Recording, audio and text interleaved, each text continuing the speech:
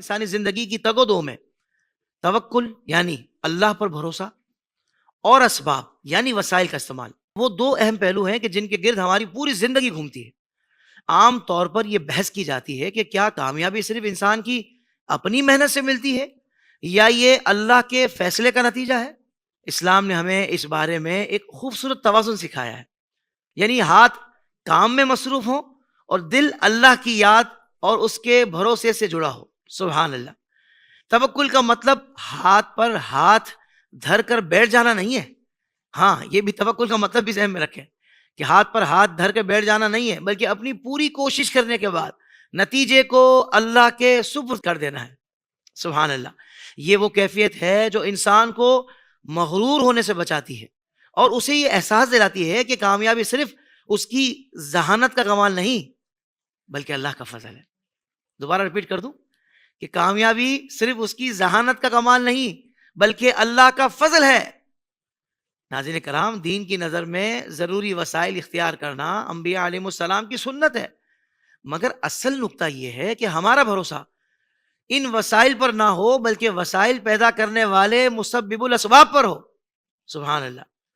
اپنی اور اپنے خاندان کی ضرورتوں کے لیے منصوبہ بندی کرنا یا بچت کرنا توکل کے خلاف نہیں، جی ہاں، بشرط یہ کہ انسان کا دل مال و دولت کے بجائے اللہ پر یقین رکھتا ہو۔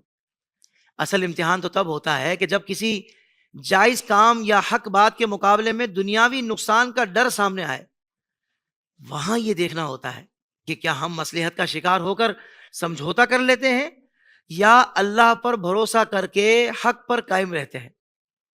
توکل کے فائدے صرف آخرت تک محدود نہیں بلکہ یہ ذہنی سکون اور تناؤ کا بہترین علاج بھی ہے، کیونکہ جب ایک مومن اپنی پوری کوشش کے بعد نتیجہ اللہ پر چھوڑ دیتا ہے تو وہ ناکامی سے دل برداشتہ نہیں ہوتا، اسے یقین ہوتا ہے کہ اگر نتیجہ اس کی مرضی کے مطابق نہیں نکلا تو اس میں اللہ کی کوئی بہتر حکمت چھپی ہوگی، یعنی اللہ کی طرف سے ہمارے لیے کوئی بہتری ہوگی۔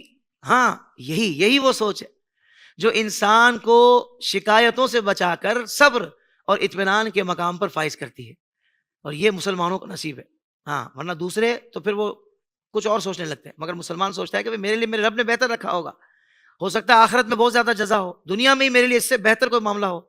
تو ناظرین کرام، زندگی کے سفر میں محنت کے ساتھ ساتھ توکل وہ طاقت ہے جو انسان کو مایوسی کے اندھیروں سے نکال کر امید کی روشنی کی طرف لے جاتی ہے۔ زندگی کے تمام شعبوں میں دینی رہنمائی حاصل کرنے اور آخرت کو بہتر کرنے کے لیے ہمارے YouTube channel Islamic digital studio کو سبسکرائب کر لیں اور بیل آئیکن بھی پریس کر لیں۔ قرآن سے بھی ملاتا ہے